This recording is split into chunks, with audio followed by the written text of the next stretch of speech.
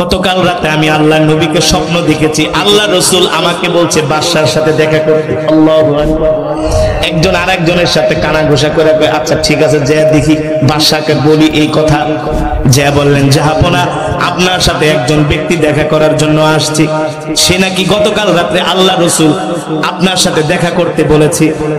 আল্লাহর নবীর কথা শুনি আব্দুল হামিদ রহমাতুল্লাহি আলাইহি ছিলেন বসা, তিনি দাঁড়ায় গেলেন। আল্লাহু আকবার। বলো কি যাও তাকে আমার কাছে নিয়ে আসো। আল্লাহ রাসূলের প্রতি এত দুর্বল ছিলেন, আল্লাহ রাসূলের এমন আশিক ছিলেন, তিনি আবেগপ্রবণ হয়ে গেলেন, তার চোখ দিয়ে ঝরঝর করে পানি পড়তেছে।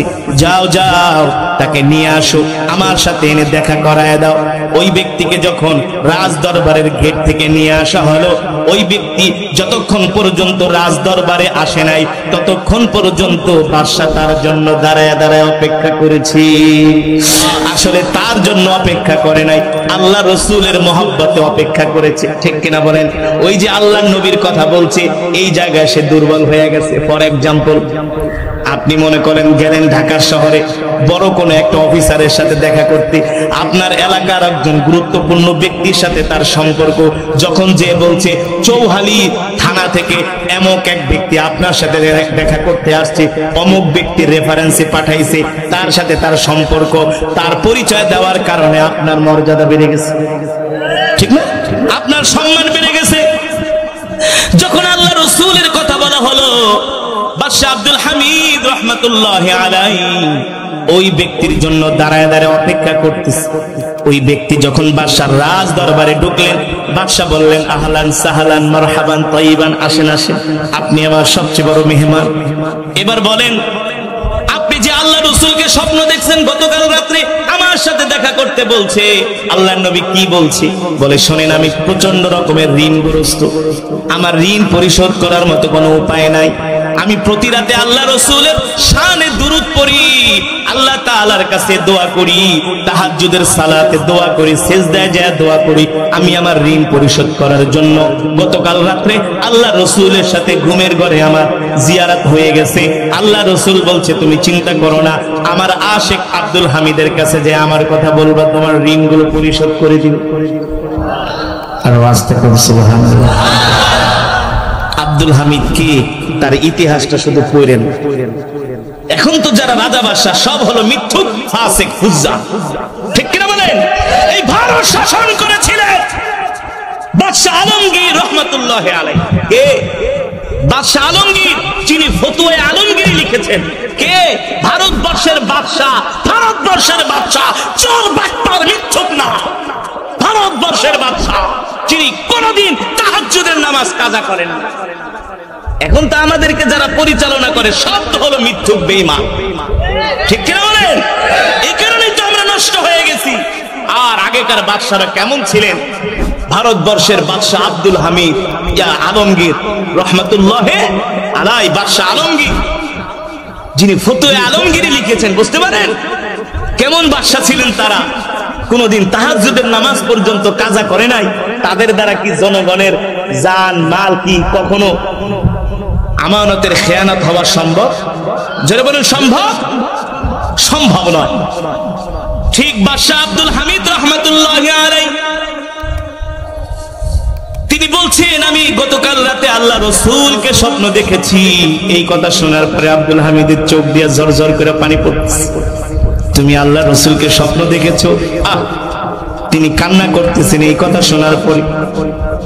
ওগো বাদশা, আল্লাহর নবী বলেছেন আমি ঋণগ্রস্ত, আপনি আমার ঋণগুলো পরিশোধ করে দিবেন। কিন্তু শোনেন, আল্লাহ রাসূল আপনার ব্যাপারে একটু আফসোস করেছে। কি আফসোস? হ্যাঁ, আল্লাহ রাসূল আপনার ব্যাপারে আফসোস করেছেন। কি করেছেন? আফসোস করেছেন। আমার কাছে কি আফসোস? বলো বলো বলো, আমার কলিজার টুকরা নবী আমার নামে কি আফসোস করেছে? এই ব্যক্তি বলতেছেন, বাদশা আপনি নাকি প্রতিদিন আল্লাহ রাসূলের নামে 1000 বার রাত্রেবেলা দুরূদ পড়েন, তারপরে ঘুমান। বাদশা বলে, আমি যে রাসূলের নামে 1000 দুরূদ পড়ি 1000 বার, তুমি জানো কিভাবে? সুবহানাল্লাহ, তোমার তো জানার কথা না। বলে আল্লাহ রাসূল আমাকে বলেছে। আর আস্তে কোন সুবহানাল্লাহ। আর জোরে বলেন সুবহানাল্লাহ।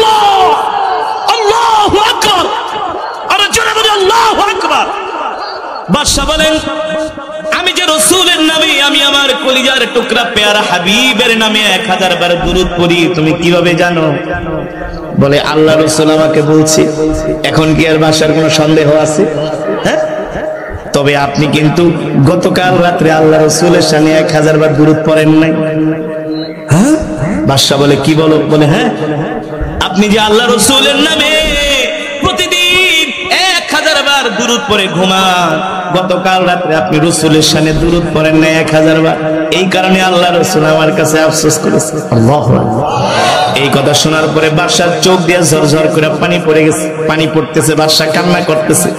বলে, ঠিকই বলেছো, গতকাল রাত্রে আমি খুব কাজের চাপে ছিলাম, রাজ দরবারের কাজের চাপে ছিলাম, দেশের কাজের চাপে ছিলাম, জনগণের মাল বন্টনের জন্য আমি পেরেশান ছিলাম।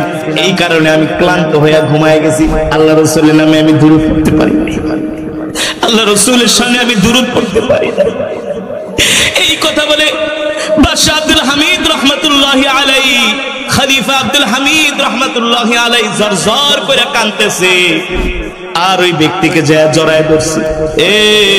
তুমি ঠিকই বলেছো, আমি গতকাল রাত কাজের পেরেশানিতে ক্লান্ত হয়ে ঘুমিয়ে গিয়েছি, আমি আমার কলিজার টুকরা রাসূলের সামনে 1000 বার দুরূদ পড়তে পারি নাই। তুমি ঠিকই বলেছো। আচ্ছা বলো বলো, তুমি আমার কাছে কি চাও? আমি আপনার কাছে তেমন কিছু চাই না, আমি ঋণগ্রস্ত, আপনি যদি আমার ঋণটা পরিশোধ করে দিতেন আমার জন্য অনেক উপকার হতো। আল্লাহ রাসূল বলেছেন। বাদশা বলে, বসো বসো। এই কথা বলার পরে তার অর্থমন্ত্রীকে ডাক দিছে, এদিকে আসো, যাও আমার রাজ দরবার থেকে 1 থলে দিনার দিরহাম নিয়ে আসো। 1 থলে দিনার দিরহাম এনে ওই ব্যক্তির হাতে দিল, আর বলল, আবার বলো, আমার কলিজার টুকরা আমার নবী আমার নামে কি বলেছে? বলে, আপনি গতকাল রাতে রাসূলের নামে 1000 বার দুরূদ পড়েন নাই, আল্লাহ রাসূল আমাকে বলছে। আবার তিনি তার অর্থমন্ত্রীকে বললেন, আর 1 থলে দিনার দিরহাম নিয়ে আসো। আবার 2 বার তার হাতে 2 থলে দিনার দিরহাম দিলেন। আবার তৃতীয়বার বললেন, বলো বলো, আমার কলিজার টুকরা নবী আমার নামে কি বলেছে? আল্লাহু আকবার। আল্লাহ রাসূল বলেছেন, গতকাল রাতে আপনি আল্লাহ রাসূলের সামনে 1000 বার দুরূদ পড়তে পারেন নাই, ক্লান্ত হয়ে ঘুমায় গেছেন।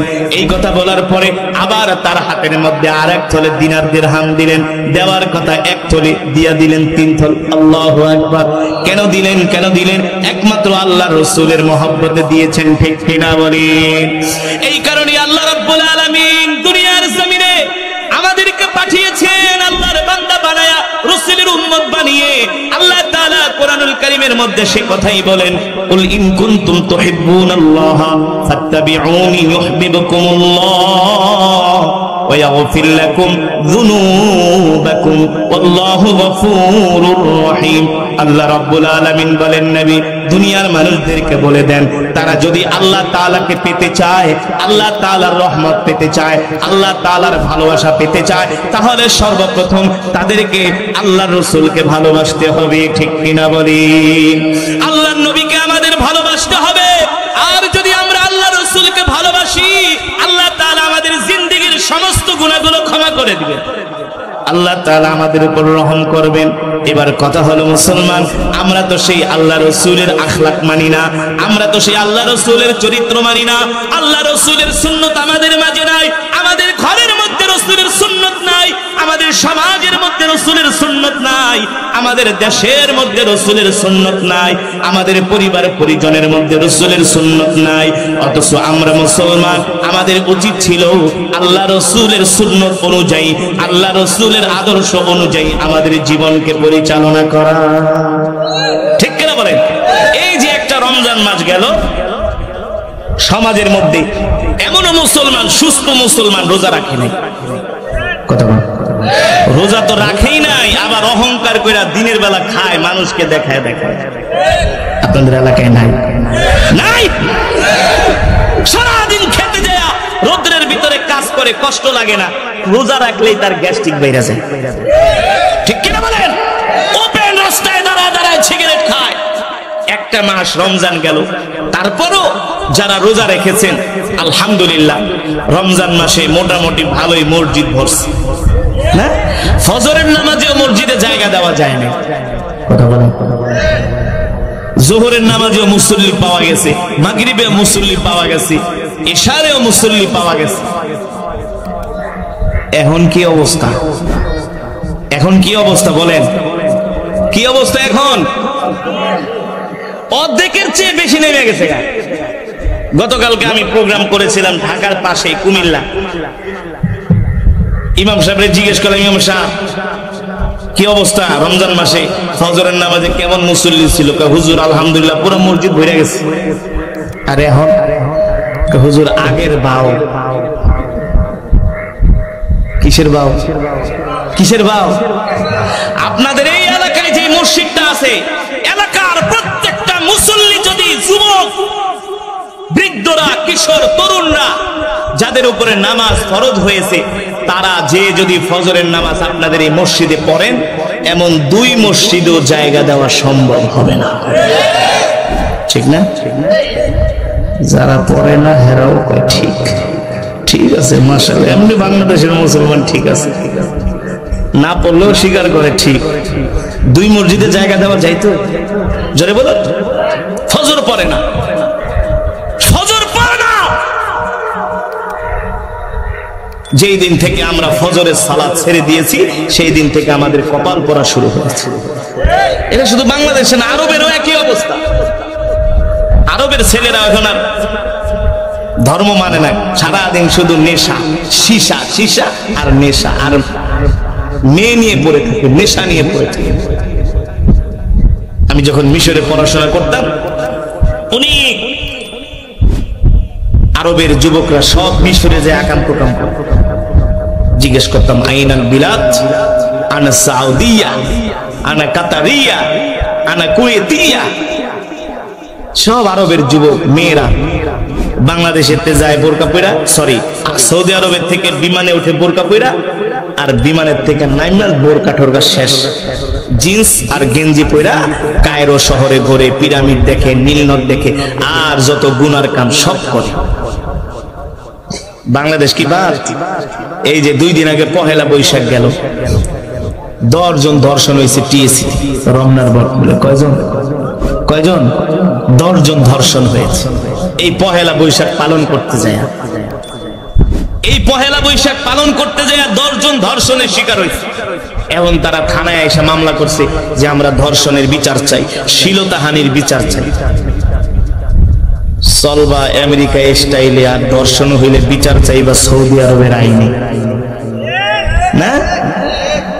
চলবা ইউরোপ আমেরিকার স্টাইলে, আর শ্লীলতাহানির হওয়ার পরে বিচার চাইবা কোরআনের আইনে। এই ভণ্ডামি আবার কোথায় শিখলা? আগে থেকেই কোরআনের আইনে চলো, ঠিক কিনা বলুন? তাহলে ধর্ষণ হতে হবে না, ইপটিচিং হতে হবে না। কুলাঙ্গার যুবকদের ইপটিচিং এর আজকে যুব সমাজ ইসলাম ছেড়ে দিয়েছে, দিন ছেড়ে দিয়েছে। আজকে তারা ইসলাম মানে না। আমাদের বোনেরাও আজকে পর্দা করে রাস্তায় বের হয় না, ইসলাম মানে না। ঘরের মধ্যে ইসলাম নাই, সমাজে ইসলাম নাই, রাষ্ট্রে ইসলাম নাই। তারা শুধু ঠেলতে ঠেলতে ইসলামটারে ঢুকাইয়া ফেলছে মসজিদ আর মাদ্রাসার মধ্যে, ঠিক কিনা বলেন? ইসলাম কি শুধু মসজিদ আর মাদ্রাসায় থাকবে? এই জন্য কি আল্লাহ তাআলা এত সুন্দর ধর্ম আমাদেরকে দিয়েছেন? প্রশ্নই ওঠে না, প্রশ্নই ওঠে না। ইন্না দীনা ইনদাল্লাহিল ইসলাম, আল্লাহ তাআলার কাছে মনোনীত ধর্ম হলো ইসলাম। শান্তির ধর্ম ইসলাম, মুক্তির ধর্ম ইসলাম, মানবতার ধর্ম ইসলাম। আজকে দুঃখ করে বলতে হয়, সমাজের ম্যাক্সিমাম মুসলমান কোরআন পড়তে পারে না। 100-র ভিতরে 99% মুসলমান কোরআন পড়তে পারে না। 100-র মধ্যে 100-র মধ্যে। তাহলে আমাদের দেশে, আমাদের সমাজে, মুসলিম বিশ্বে শান্তি কিভাবে আসবে বলেন? কিভাবে আসবে? আমরা তো কাম করি সব অশান্তির কাজ। মসজিদে মুসল্লি নাই, কিন্তু চায়ের দোকানে মুসলমানের অভাব নেই। বাংলা সিনেমা দেখি আর একটার পর একটা বিড়ি টানতেছে। 3 ঘন্টা বাংলা সিনেমা দেখতে পারে, সেখানে তার কষ্ট হয় না, সময় নষ্ট হয় না, এনার্জি ফিল হয় না। মসজিদের পাশেই, দোকানের পাশেই মসজিদ, যে 10-15টা মিনিট তার রবকে সময় দিবে, সেই সময় তার হয় না। কথা বলেন? আপনি আপনি যে দুনিয়াতে আল্লাহকে দিচ্ছেন না, আল্লাহর হুকুম মানছেন না, হাসরের ময়দানে আল্লাহ তাআলা বলবে তুই দুনিয়াতে আমাকে সময় দেস নাই, এখন তোর দিকে তাকানোর আমারও সময় নেই, যা যা ফিনারে জাহান্নামে খালিদি, যা। এ মুসলমান যুবক, তুমি যে নামাজ পড়ছো না, কোন মৌলবী ফতোয়া দিছে যে নামাজ পড়ে না সে মুসলমান কিভাবে হয়? মুসলমানের কাতারে তার নাম কিভাবে থাকে? যে নামাজ পড়ে না সে মুসলমান হতে পারে, তার নাম মুসলমানের কাতারে থাকতে পারে না, পারে না। ঠিক কিনা বলেন? যে নামাজ পড়ে না সে মুসলমান হইতে পারে না, কারণ মুসলমান আর কাফেরের মাঝে পার্থক্য হলো নামাজ। মান তারাকা সালাতা মুতাআম্মিদান ফাকাদ কাফারা।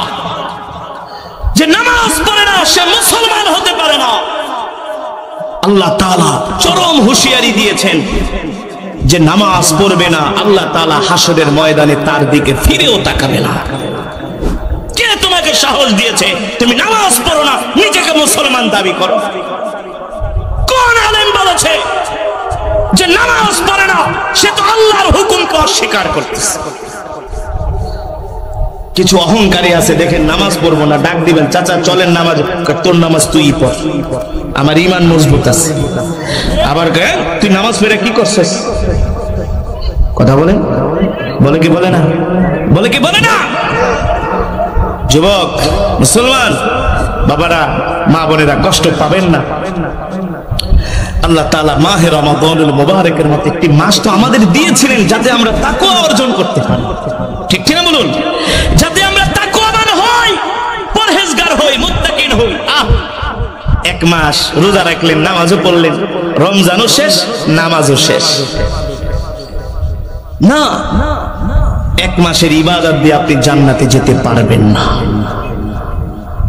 আপনাকে সালাত নামাজ বছরে এক মাস যেমন করেছেন বাকি 11 মাসও ঠিক আল্লাহর এই হুকুম, আল্লাহর বিধান আপনাকে মানতে হবে, ঠিক কিনা বলুন? যদি আপনি রমাদানুল মুবারকের মতো 5 ওয়াক্ত সালাত আদায় করতে পারেন, কোরআনুল কারীমের তেলাওয়াত করতে পারেন, জিকির করতে পারেন, তাহলে আপনি তাকওয়াবান। নইলে আপনি তাকওয়াবান হতে পারেন না, পরহেজগার হতে পারেন না। এই কারণে যুবক বন্ধুরা, তোমাদের হাতে ধরি পায়ে পড়ি, তোমাদের হাতে ধরি পায়ে পড়ি, যেভাবে কে রমাদানুল মুবারকে রোজা রেখেছো, তোমার মাথায় টুপি ছিল, আজান দেওয়ার সাথে সাথে মসজিদে চলে গিয়েছো, বাকি 11 মাস আমাদেরকে এইভাবে ইবাদতের মধ্যে কাটাতে হবে, ঠিক কিনা বলেন? 5 ওয়াক্ত সালাত আমাদেরকে জামাতের সাথে আদায় করতে হবে।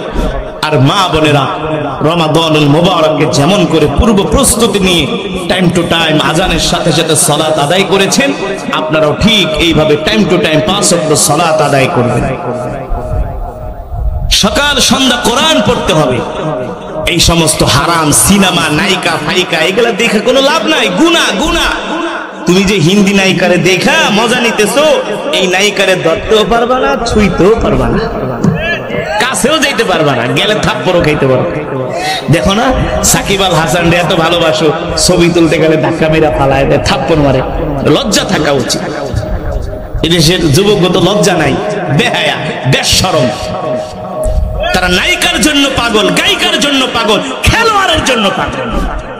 তোমরা মেসির নিয়ে মারামারি করো না, মেসির ভক্ত আর রোনাল্ডোর ভক্ত, নেইমারের ভক্তরা বাংলাদেশে মারামারি করে।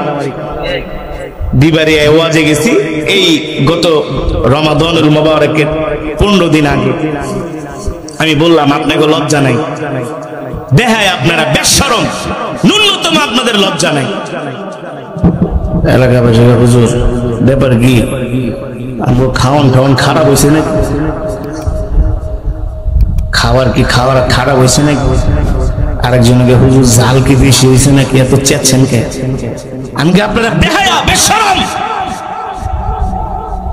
সবাই অবাক, হুজুর এইভাবে বেহায়া বলতেছে। আমি বলি আপনারা যদি বেহায়া না হইতেন, আপনাদের এই এলাকায় না 2 জন মারা গেছে ফুটবল খেলার সময়? হুজুর আপনি জানেন কেন? পত্রিকায় না আসছে, পিছনে হুজুর একজনকে হুজুর হুজুর পত্রিকায় না, সব টেলিভিশনে দেখাইছে।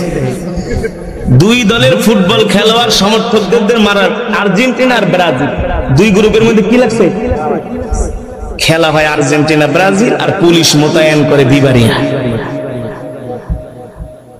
15 কিলোমিটার লম্বা পতাকা টানাইছে, অথচ মানুষ ভাত খাইতে ভাত পায় না, কত গরিব মানুষ না খায়া থাকে, ঠিক কিনা বলেন?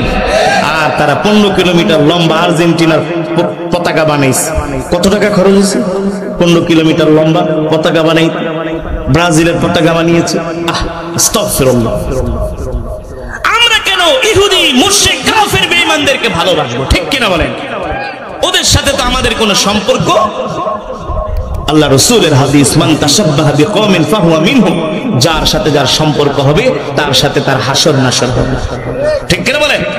মুসলমান যুবক, তোমার ভালোবাসা, তোমার মহব্বত যদি হয় কোন খেলোয়াড়ের সাথে, নায়িকা গায়িকার সাথে, হাসরের ময়দানে হাসর নাসরও হবে তার সাথে। আর যদি তোমার সম্পর্ক হয় কোন আল্লাহওয়ালার সাথে, নায়েবে নবীর সাথে, ঠিক কিনা বলেন? দিনদার মুসলমানের সাথে, পীর বুজুর্গের সাথে, হাফেজ কোরআন আলেমের সাথে তোমার হাসর নাসর হবে তার সাথে। সুতরাং এই 60 বছরের জিন্দেগিতে আর কি হবে? যে কোনো সময় মালাকুল মউত চলে আসতে, যে কোনো সময়, যে কোনো সময়, এনি টাইম মালাকুল মউত যে কোনো সময় চলে আসতে পারে। যদি তোমাকে আমাকে মালাকুল মউত হারাম কাজের মধ্যে পায়, কোনো উপায় আছে? উপায় আছে?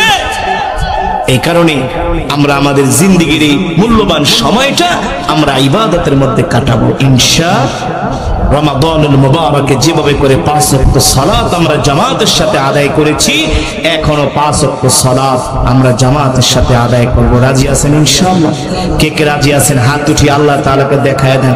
হাত সোজা করেন, সোজা করেন, ইমানদারের মতো সোজা করেন, মুনাফিকের মতো না। আল্লাহ তাআলাকে ডাক দেন, ইয়া আল্লাহ।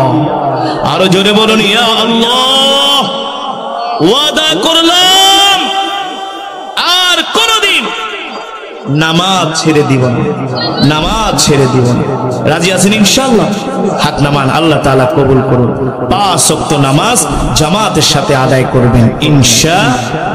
5টা ওয়াক্ত নামাজ ঠিকমতো ধরেন, দেখবেন এই নামাজই আমাদেরকে সমস্ত গুনাহ থেকে বাঁচায় রাখবে, ঠিক কিনা বলেন? আর বেশি বেশি করে আমরা দুরূদ শরীফ পড়ব, ইস্তেগফার করব। যুবক, অনেক যুবকরা কয়, হুজুর মনের আশা পূরণ হয় না। মনের আশা পূর্ণ হইব কিভাবে? মনের আশা পূর্ণ হওয়ার মেডিসিন দেয়া যায়।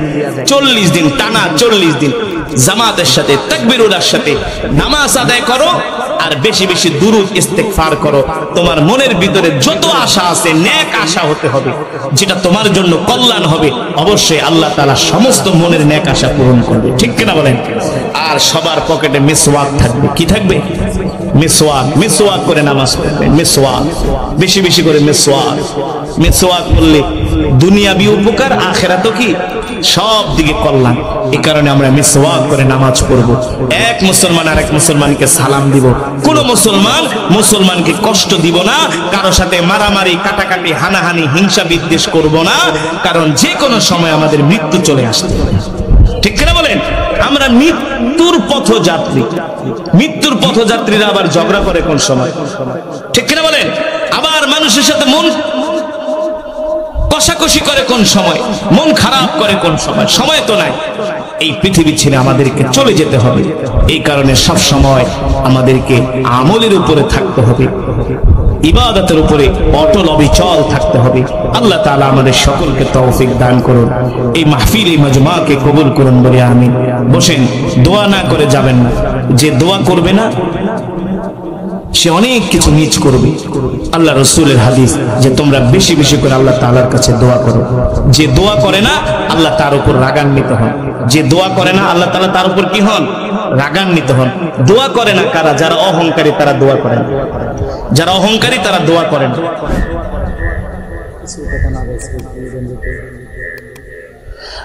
বসুন, আমরা এখনই মোনাজাত দিয়ে মহান রব্বুল আলামিনের জন্য, যিনি আমাদেরকে সৃষ্টি করেছেন, ঠিক কিনা বলি? মুসলমান, আমাদের হায়াতের মালিক কে? আমাদের রিজিকের মালিক কে? আমরা কার গোলাম? আরো জোরে বলি মুসলমান, আমরা কার গোলাম? এই আসমান কার? জমিন কার? কোরআনে আছে কি আছে না? নাই। এই যে ব্যাং ডাকতেছে, ব্যাং শুনতেছেন? ব্যাং কেন ডাকে জানেন? ব্যাং ডাকতেছে তার পিপাসা নিবারণ করার জন্য, বৃষ্টির জন্য ব্যাঙ ডাকছে, আল্লাহ তাআলার কাছে রিজিক চাচ্ছে। এই ব্যাঙকে কি পৃথিবীর কোন রাজা বাদশাহ পানি দিতে পারবে? ক্ষমতা আছে? ক্ষমতা কার? জোরে বলুন কার? বলতে পারেন হুজুর আপনি কি গন্না গান, আমাদের পাশেই তো যমুনা নদী, যমুনা নদীতে পানির অভাব নাই, ব্যাঙ এখান থেকে যায় পানি খেয়ে আসবে। যমুনা নদীকে তোমার দাদায় কাটায় দিছে নাকি? হ্যাঁ, তোমার নানা চেঙ্গিস খান, ভুট্টো খান, আয়ব খান, হালাকু খান, শেখ মুজিবুর রহমান, জিয়াউর রহমান, এরশাদ, যমুনা নদী তো দূরের কথা, একটা শাখা নদী কাটারও ক্ষমতা নাই। ঠিক কিনা বলেন? তাহলে আসমানের মালিক, জমিনের মালিক। প্রচন্ড গরম, কেমন গরম, গরম যে কি লাগতেছে আমি টের পাইছি, আমি তেলাওয়াত করছি তো আমি টের পেয়েছি গরম কাকে বলে। এত গরম, এই 1 মাস আগেও তো শীত ছিল। কেমন শীত? আপনারা যদি আর 1-1.5 মাস আগে ফেব্রুয়ারি মাসে মাহফিল এখানে দিতেন, এক একজনের 2টা করে চাদর লাগাইতে, ঠিক না বলেন? আমিও তো একেবারে চাদর মাদর জ্যাকেট মুজা টুজা পুরা পুরা প্যাকেট হয়ে আসতাম, আপনারাও আসতেন, ঠিক কিনা বলুন? এখন গরম, এখন কি এক কাপড়ে চলে আসছে। এই গরম দেওয়ার মালিক, ঠান্ডা দেওয়ার মালিক। গরম কোথায় গেল? পৃথিবীর কোন রাজা বাদশা বলতে পারবে? বিজ্ঞানীরা বলতে পারবে? এই যে বর্ষার সময় আপনাদের যমুনা নদীতে পানিতে থই থই হয়ে যায়, ঠিক কিনা বলেন? পুরা যেদিকে তাকায় মনে হয় মহাসমুদ্র, আর এখন চর পড়ে গেছে। এই যে এখন পানিগুলো নাই, আবার বর্ষার সময় পানি এসে আপনাদের পুরা লোকালয়কে ডুবিয়ে দিল, মাঠে ঘাটে রাস্তায় সব জায়গায় পানি। তাহলে এই পানিগুলো গেল কোথায়? কোথায় গেল? কোত্থেকে আসবে? আজ পর্যন্ত পৃথিবীর কোন বিজ্ঞানীরাও গবেষণা করে বের করতে পারে না, ঠিক কিনা বলেন? আরে পারবা কোত্থেকে? বিজ্ঞানীরা 2.5 হাতের বেশি যাইতে পারে না। কয় হাত? যতই লাফালাফি করো 2.5 হাত, ঠিক কিনা বলেন? আসল চাবি কার হাতে? জোরে বলুন। সেই মাওলায় পাকের কোরআন থেকে তেলাওয়াত করেছি, শুনেছেন তো? হৃদয়ের কান দিয়ে শুনেছেন? যদি শুনে থাকেন, আমি কোরআন পড়েছি, আপনারা শুনেছেন, এক এক হরফে কমপক্ষে 10টি করে নেকি পেয়েছেন। কয়টা করে নেকি? এই মাহফিলে যারা উপস্থিত হয়েছেন সকলেই এক খতম করে করে কোরআনুল কারীমের সওয়াব পেয়েছেন। খুশি নাকি বেজার? কয় খতম? এক খতম কোরআন শরীফ পড়ায় দেখছেন? এখন তো কোরআনও পড়ায় না খতম, এখন তো দোয়াও করে না, নিজেকে দোয়া নিজেরাই করে, নিজেকে জানাজা নিজেরাই পড়ে। এর লেগে ঈদের নামাজের নিয়ত করে বয়া থাকে, ঠিক না বলেন? নিজেকে আমি হুজুর লাগবো না, জানাজা পরে তো আমরা নিজেরা পুরো পরে জানা যায় খারাপ ঈদের নামাজের নিয়ত করে, ঠিক না বলেন? জানাজার নামাজের দ্বারা ঈদের নামাজের তাকবীর দেয়, আল্লাহু আকবার, হাত ওঠে, আর পাবলিকও পিছন থেকে দিতে আছে পর জনমের পর জানাজা। এত সোজা নয়। এই কোরআন মালিকের কোরআন, ঠিক কিনা বলেন? এই কালাম আল্লাহর জবানের কালাম।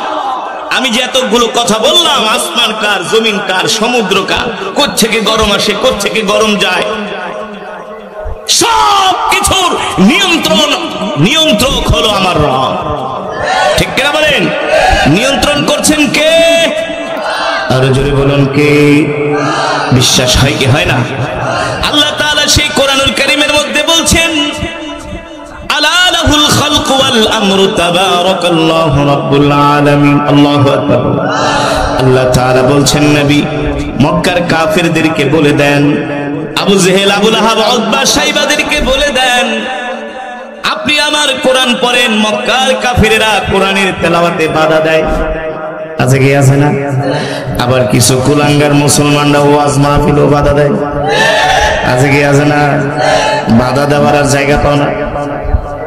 এই কোরআনের বিরুদ্ধে কথা বলে পৃথিবীর কোন কাফের বেঈমান টিকতে পারে না, ঠিক কিনা বলেন? এই কোরআনের বিরুদ্ধে কথা বলেছিলেন মিস্টার আবু জেহেল। পরিণামে কি হয়েছে? আবু জেহেলের বাড়িকে বাথরুম বানানো হয়েছে। কি বানানো হয়েছে? আমি যখন মক্কা শরীফে যাই, ইচ্ছা করে বাথরুমে না দৌড়লে আবু জেহেলের বাড়িতে যে একটু বাথরুম করে আসি, এটা ওর প্রাপ্য, এটা ওর কি। আল্লাহ রাসূল যখন মক্কায় কোরআন পড়তেন, আল্লাহর নবী যখন বাইতুল্লাহে কোরআন পড়তেন, আবু জেহেল বাধা দিত, আবু লাহাব বাধা দিত, উতবা শাইবা ওলীদ ইবনে মুগীরারা কোরআনের তেলাওয়াত করতে দিত না। আবু লাহাব এসে বলতো, মুহাম্মদ আমরা হলাম মক্কার ধনাঢ্য ব্যবসায়ী, বড় বড় লোক, আমরা হলাম মক্কার বড় বড় নেতা, এ মুহাম্মদ তুমি আমাদের ধর্মকে বিলুপ্ত করার জন্য কি কোরআন পড়তেছো? এই কোরআন আমরা তোমাকে মক্কায় পড়তে দিব না, এই কোরআনের তেলাওয়াত করতে দিব না, এই কোরআনের দাওয়াত দিতে দিব না। মুহাম্মদ তুমি কোরআন পড়তে পারবে না, কোরআনের তেলাওয়াত বন্ধ করো, কোরআনের দাওয়াত বন্ধ করো।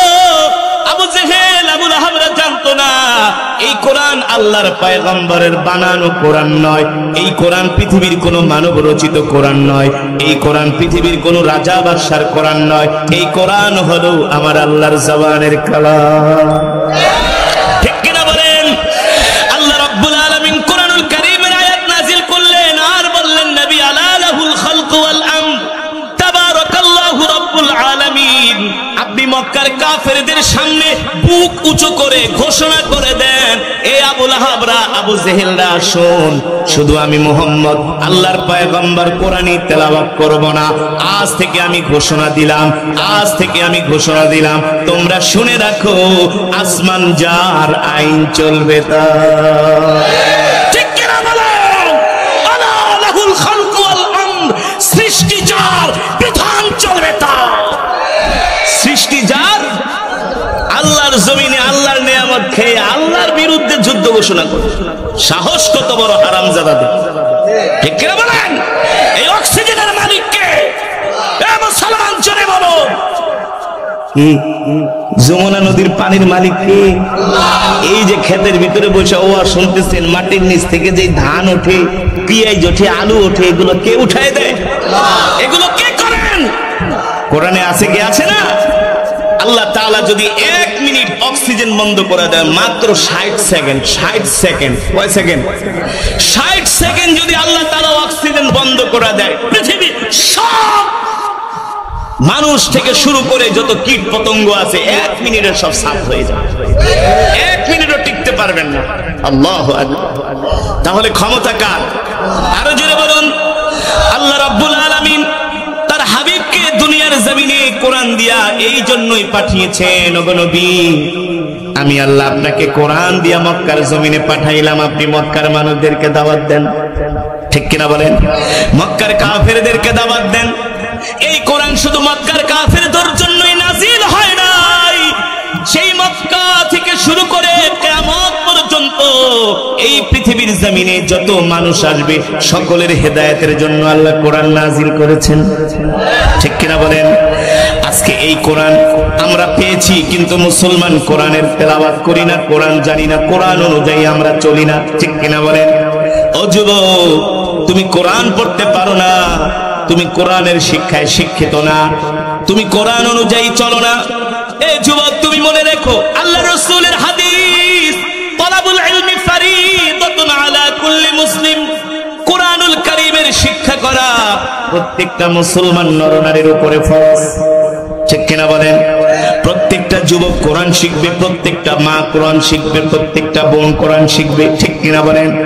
যেই দিন আমাদের সমাজ হবে কোরআনের সমাজ, যেই দিন আমাদের রাষ্ট্র হবে কোরআনের রাষ্ট্র, যেই দিন সারা পৃথিবীর প্রতিটা ইঞ্চি ইঞ্চি মাটিতে কোরআনের রাজ কায়েম হয়ে যাবে, কোরআনের আইন কায়েম হয়ে যাবে, সেই দিন থেকে মুসলমান ঘরের মধ্যে শান্তিতে ঘুমাতে পারবে। মুসলিম সিপাহ সালার গাজী সালাউদ্দিন আইয়ুবী এই মসজিদুল আকসা বিজয় করেছিলেন, হাজার হাজার ইহুদিদেরকে তিনি হত্যা করেছেন। এই মসজিদ বিজয় করেছিলেন ওসমানীয় সালতানাত, বর্তমানে তুরস্কের যে প্রেসিডেন্ট রজব তাইয়িপ এরদোয়ান, তাদের আগে যারা বাদশা ছিল, সর্বশেষ স্বাধীন সালতানাতের খলিফা ছিলেন আব্দুল হামিদ রহমাতুল্লাহি আলাইহি। তুরস্কের যিনি বাদশা ছিলেন, ওসমানীয় সালতানাতের বাদশা ছিলেন আব্দুল হামিদ রহমাতুল্লাহি আলাইহি।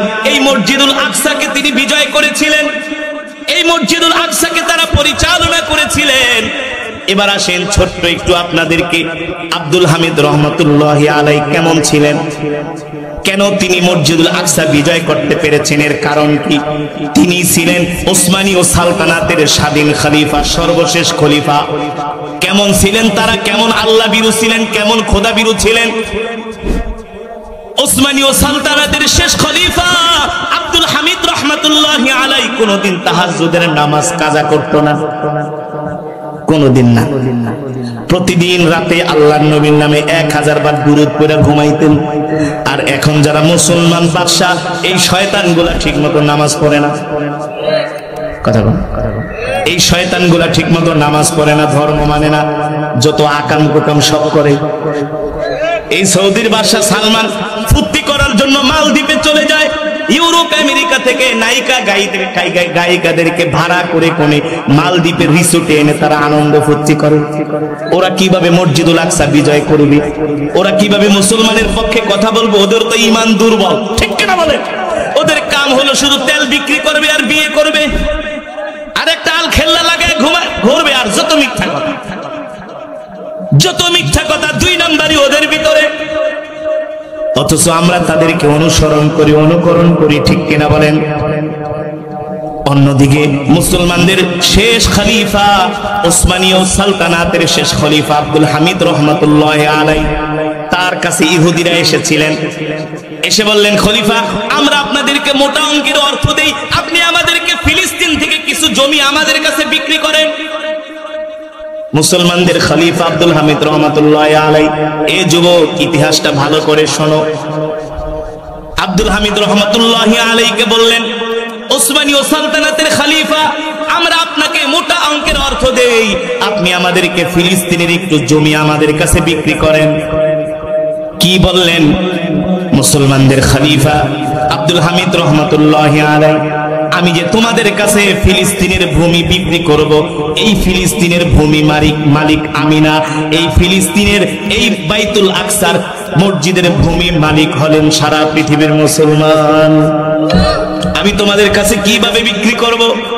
কেমন ছিলেন আব্দুল হামিদ, কেমন ছিলেন আল্লাহ রাসূলের আশিক আব্দুল হামিদ রহমতুল্লাহি আলাইহি। তিনি রাজ দরবারে বসে আছেন, সকালবেলা ফজরের পরে তার এই রাজ্যের একজন লোক, তিনি অভাবগ্রস্ত, তিনি অনেক বড় আল্লাহর ওলি, আল্লাহ রাসূলের আশিক, ঋণগ্রস্ত হয়ে পড়েছেন। আল্লাহ রাসূলকে তিনি স্বপ্নে দেখলেন। আল্লাহ রাসূল তাকে বললেন, শোনো, তুমি চিন্তা করো না, আমার প্রিয় আশিক আব্দুল হামিদের কাছে চলে যাও, তাকে যায়া বলবা যাতে তোমার ঋণ পরিশোধ করার জন্য তুমি যেই অর্থগুলো ঋণগ্রস্ত আছে সেই ঋণ যাতে তার রাজ দরবার থেকে তোমাকে দিয়ে দেয়, যাতে তোমার ঋণ পরিশোধ করে দেয়, আমার কথা যে বলবা। আল্লাহু আকবার। এখন মনে করেন একজন লোক যে যদি বাদশাকে বলে আল্লাহ রাসূল বলছে আমার ঋণ পরিশোধ করে দিতে, তুমি কিভাবে জানো? আল্লাহ রাসূল বলছে, বলে আমি নবীকে স্বপ্ন দেখছি, এই কথা যদি বলে তাহলে বিশ্বাস করবে কিনা? যদি বলে অনেকে বিশ্বাস করবে না, বলবে তুমি কোন পাগল আসছো, পুরান পাগলের ভাত নাই, নতুন পাগলের আমদানি, ধান্দাবাজি করতে আসছো, তোমার নবী স্বপ্ন দেখাইছে না, আমার কাছ থেকে তুমি অর্থ নিয়ে তোমার ঋণ পরিশোধ করবা। তবে আপনি যে আল্লাহ রাসূলকে স্বপ্ন দেখেছেন, এখানে শক্ত একটা দলিল দরকার। কথা বলেন, কি দরকার? শক্ত একটা প্রমাণ, যে প্রমাণ দিতে পারলে আপনাকে বিশ্বাস করবে, ঠিক কিনা বলেন? আল্লাহ রাসূল বললেন, শোনো, আমার আশিক আব্দুল হামিদকে যে বলবা প্রতিদিন আব্দুল হামিদ আমার নামে 1000 বার দুরূদ পড়ে, কিন্তু গতকাল রাতে আমার নামে দুরূদ না পড়ে ঘুমায় গেছে। আল্লাহু আকবার, জোরে বলুন আল্লাহু আকবার। এবার ওই লোক ওসমানী ও সালতানাতের খলিফা আব্দুল হামিদ রহমতুল্লাহি আলাইহির ঘরে রাজ দরবারের গেটে যায় বললেন, আমি মাননীয় বাদশার সাথে দেখা করতে চাই। আরে তুমি একটা সাধারণ জনগণ, কথা নাই বাত্রি নাই, কেন তুমি বাদশার সাথে দেখা করবা? রাজরক্ষীরা তাকে ভিতরে প্রবেশ করতে দেয় না, তাকে ধাক্কা মেরে ফেলে দেয়। وسيق الذين اتقوا ربهم إلى الجنة زمرا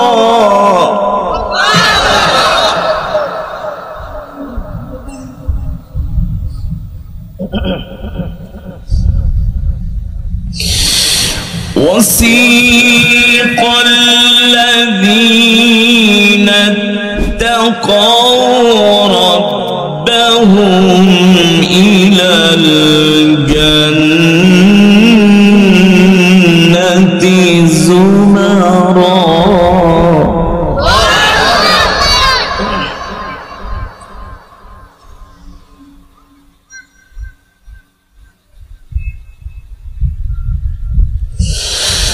وسيق الذين اتقوا ربهم إلى الجنة زمرا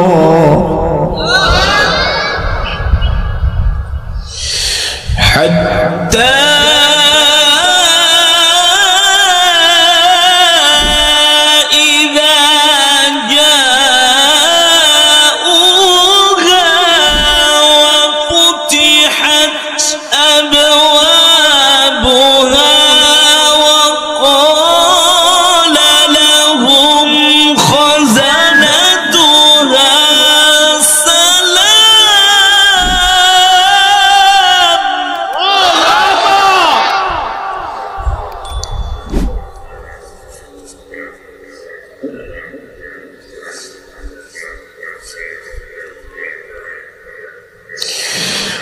وقال لهم خزنتها سلام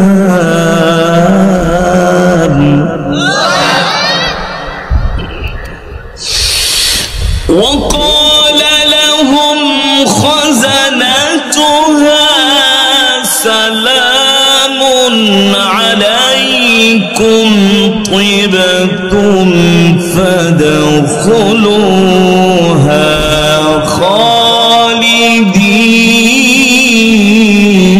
خالدين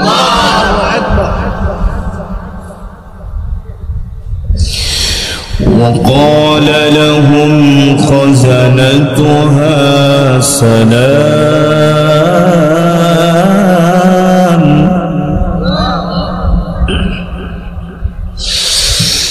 وقال لهم خزنتها سلام عليكم طبتم فادخلوها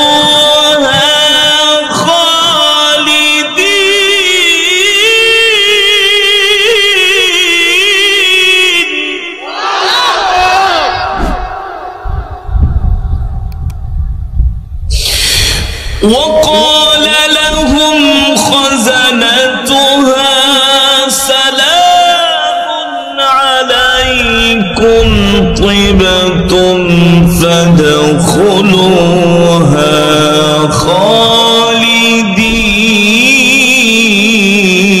خالدين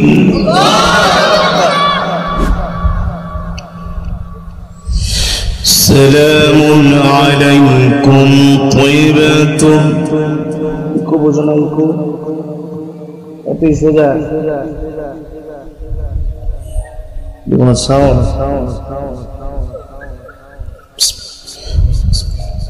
سلام عليكم طيبتم فادخلوها خالدين